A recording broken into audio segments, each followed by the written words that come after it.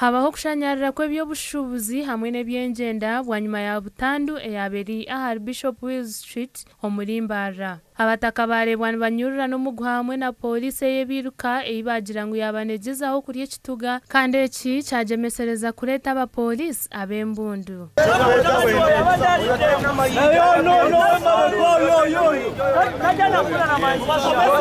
Okushanyarira kw'ebyengyenda hamwe na business z'abanyambarara kwaba hari Garage Street bwanyuma ya motoka namba UAM 252L okutomerangana neya UAX 622V erikugambwa kuba yabaneruga aha mahembe g'ente.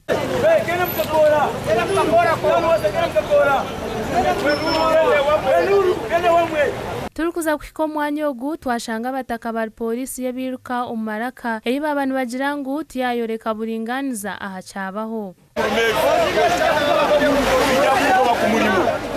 Woziriye ozeriye twenda amazima twenda oburinganiza omworo na n'omugiga na munde kintu eki cyo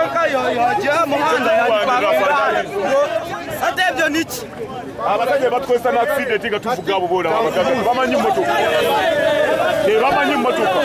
kurugirira abantu bamwe baba bariho nibagira ngu akavuyo kakaijaho bwanyuma y'omwe owaba navuga emotoka okugira aha simu yo naba nakikanta mwanya emotoka eretebwa eizampora mpore parkinga oma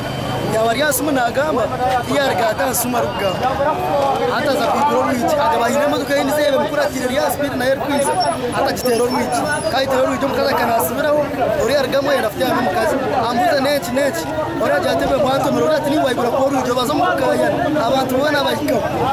abantu babashobora ngini wasa no musiza yanga batera Pooriisi aba traffic bagezaho nagabo gona ukuma obusinje konka abantu bagumana beyongere omwanya na bwanyuma Pooriisi endijo yeja n'embundu amakuru aga gashakwa Harrison Kagure.